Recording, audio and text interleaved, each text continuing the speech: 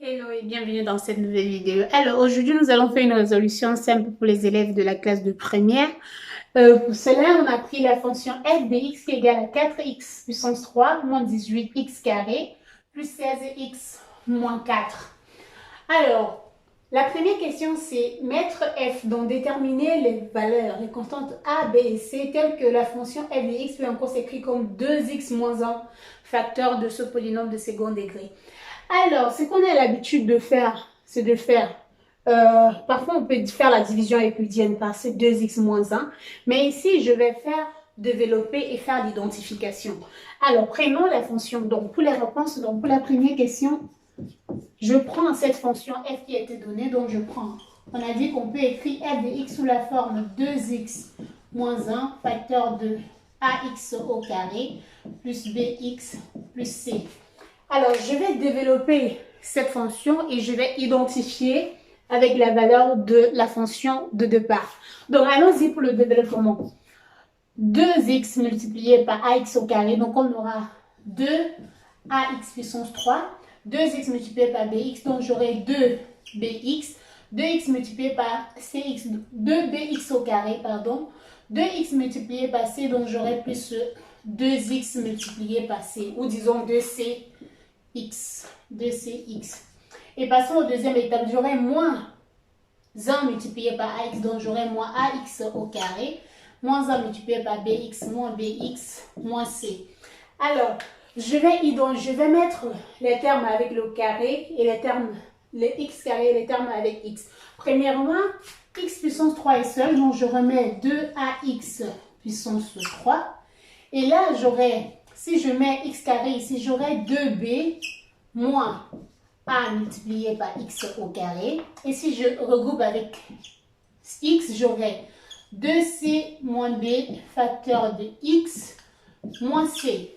Alors, observez bien, j'ai la puissance 3, j'ai le carré, j'ai la puissance 2, j'ai la puissance 1 et la constante. Alors, notre fonction, c'est bien 4x puissance 3, 18x au carré, plus 16x moins 4. Donc, si je fais l'identification, donc mettons là, par identification, en fait, la valeur qui est devant x puissance 3, c'est bien 2a égale à 4. La valeur qui est devant x carré, c'est bien moins 18, donc j'aurai 2b moins a égale à moins 18. La valeur qui est devant x, c'est 16, donc j'aurai 2c moins b égale à 16. Et de l'autre côté, la valeur qui reste, c'est moins 4, donc j'aurai moins c tout simplement qui est égal à moins 4. Ceci veut dire que c égale à 4. Et là, ceci veut tout simplement dire que a égale à 2. Alors, si a égale à 2, et si je remplace la valeur de a, par exemple, dans cette équation, donc je peux mettre la 1 et 2, donc disons étoile, pardon, et 2 étoiles. Donc, si je mets dans étoile, si je mets la valeur de a, j'aurai tout simplement 2b moins 2 qui est égal à moins 18. Ça veut tout simplement dire que 2b est égal à moins 18 plus 2, ce qui nous donne moins 16. Ceci veut tout simplement dire que 2b égale à moins 16, ce qui est en train donc que b égale à moins 8. Voilà, on a la valeur de b égale à moins 8. Et bien sûr, pour identifier si on a la solution ou si on a la valeur exacte, on peut juste regarder le fait que si je remplace la valeur de c dans cette équation, j'aurai 8. Et si je fais traverser, j'aurai moins b égale à 8. Donc tout simplement b égale à moins 8. Donc on est vraiment sûr qu'on a retrouvé la valeur de a, de b et de c. Donc voilà la valeur de c et là la valeur de a. Et au final, notre fonction devient tout simplement f de x égale à 2x moins 1 facteur de, je remplace la valeur de a qui est 2, 2x carré, la valeur de b moins 8x et la valeur de c c'est plus 4. Voilà, donc on a notre fonction f de x. Alors, la question qui suit c'est dresser le tableau de signes de f. Pour le tableau de signes, on a un produit ici. Il faut qu'on factorise le terme qui reste de ce côté. Alors, si je prends le terme là, si j'appelle ça g de x, si je pose ce terme g de x égale tout simplement à 2x au carré moins 8x plus 4. Alors, on veut factoriser ce jeu de x. On sait bien qu'on a un polynôme de degré 2. Alors, pour factoriser, on peut utiliser la forme canonique ou tout simplement calculer le discriminant. Alors, pour cela, je donne d'abord, si on a un polynôme de la forme ax carré plus bx plus c, le discriminant est tout simplement égal à b au carré moins 4ac. Et on sait que si ce discriminant est positif, on a deux solutions. Et ces deux solutions qui s'écrivent sous la forme d'un x1 égale à moins b plus la racine du discriminant divisé par 2a, pardon, et x2 égale à moins b moins la racine du discriminant divisé par 2a. Alors, bien sûr, je ne vais pas détailler tout parce que je suppose que vous avez les détails sur le calcul du discriminant. Mais là, observez juste que je vais calculer le discriminant de g pour pouvoir factoriser. Alors,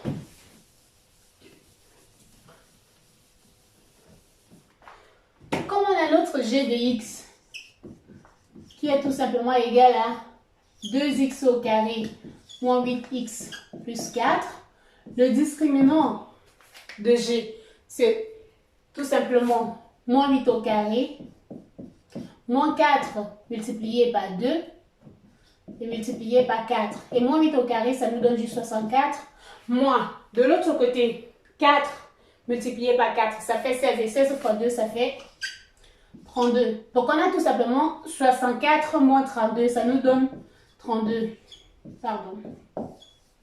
Et ça nous donne 32. Alors, si ceci est égal à 32, on peut simplifier ou on peut, comment on dit, décomposer. Donc, la racine du discriminant est tout simplement égale à 4 racines de 2. Donc, voilà, notre discriminant est tout simplement égal à 4 racines de 2. Et comme c'est positif, donc disons, on n'a pas précisé. Comme c'est positif, ça veut tout simplement dire qu'on a deux solutions, comme j'ai précisé de l'autre côté. Et on peut calculer chacune de ces solutions. x1 est égal à quoi? x1, on peut calculer x1. J'ai dit moins b, ça fait moins multiplié par 8, ça fait 8. Moins la racine, bon pour le premier cas, plus la racine du discriminant, donc plus 4 racine de 2 divisé par 2a. a ici c'est 2, et donc si j'ai 2a, ça me fait tout simplement 4. Ça fait, si je simplifie par 4, j'aurai 2. Parce que si je simplifie par 4, ici 8 divisé par 4, c'est 2. Et si je simplifie par 4, là, tout simplement racine de 2. Et x2 va être égal à 8 moins 4 racine de 2 divisé par 4. Parce que là, c'est moins b. Ça fait moins 8, ça fait 8. Moins racine du discriminant. Racine du discriminant divisé par 2 fois a. 2 multiplié par a qui est égal à 2. Donc, j'obtiens 2 moins racine de 2. Alors, donc, ce que je peux conclure maintenant, c'est tout simplement le fait que j'ai pu factoriser ma fonction g. Donc, j'ai constaté que mon g pouvait se mettre sous la forme d'un x moins x1 facteur de x moins x2. Donc, je peux factoriser mon g de cette forme avec x1 qui est donné par là et x2 donné par ceci. Donc, pour faire le tableau de signes maintenant, je peux juste regarder que ma fonction f de x au final, c'était 2x moins 1 facteur de x moins x1 facteur de x moins x2. Et donc, si je fais la résolution de f de x égale à 0, j'aurai tout simplement 2x moins 1 égale à 0 ou, bon, disons que c'était g de x ou g de x égale à 0. Et comme on a déjà les solutions, g de x égale à 0, ceci veut tout simplement dire que x égale à x1 ou x égale à x2. Et ici, ça veut tout simplement dire que 2x moins 1 égale à 0. Donc, x égale à, j'envoie 1 de l'autre côté, 1 divisé par 2. Donc, ou ceci. Alors, donc, les solutions qui annulent notre fonction g, c'est la solution, je peux l'appeler x0 égale à 1 sur 2. L'autre solution, c'est x1 égale à 2 plus racine de 2. Et l'autre, c'est x2 égale à 2 moins racine de 2. Alors, je n'ai pas ordonné, j'ai juste attribué les valeurs. Donc, pour faire le tableau des signes, on va placer ces valeurs en fonction de par ordre croissant, bien sûr. Donc, si je fasse là pour faire mon tableau de signes, donc je mets X, j'ai X ici, et là, mettons X, toutes ces valeurs, on peut juste constater le fait que X0 égale à 1 sur 2, ça fait 0,5, ça c'est 0,5, et X2 c'est 2 moins racine de 2. 2 moins racine de 2. Racine de 2, c'est 1,40 quelque chose. Donc ici, c'est encore 0,58. Un truc du genre. Et alors, donc, la plus petite valeur ici, c'est X0. Après X0, il y a X2 et après, il y a X1. Donc, si je veux placer dans mon tableau, je vais mettre tout simplement X0 d'abord. Donc, je mets ceci. Donc là, je place, disons qu'on place de moins à l'infini. Et après, on place la valeur de X0, la valeur de X2, la valeur de X1 et la valeur de plus l'infini. Alors, donc si j'ai calculé, donc j'aurai X moins X2, j'aurai X moins X1, et là, à la dernière étape, j'ai juste ma fonction f de x parce que c'est son signe qu'on cherche, le tableau de signes de la fonction f de x. Alors, précisons le fait que lorsqu'on met x0 ici, c'est juste pour faciliter les choses. Normalement, dans un tableau, vous devez juste mettre 1 sur 2, x moins 2 plus racine de 3. Donc voilà, c'est normalement ce que vous devez mettre dans le tableau. Mais là, c'est juste pour faciliter les choses. Donc, je les trace bien. Voilà, donc x0 annule ceci et annule notre fonction. X2 annule là et annule également notre fonction. Et X1 annule tout simplement à la place où il y a X1. X1 et par la suite annule la fonction. Alors, vous savez comment est-ce qu'on place les signes? Signe de moins A avant, donc plus et plus. Signe de moins A avant l'autre, donc on a moins, moins, et là, plus, plus. Et ici, pareil, on a moins, moins, moins, et après on a plus, parce que là on est sur X1, là on est sur X2, donc moins, moins. Après X2, on a plus. Et ici, donc si je fais le produit de moins fois moins, j'ai plus, et fois moins, donc j'ai moins. Le produit ici, plus fois moins, donc j'ai plus.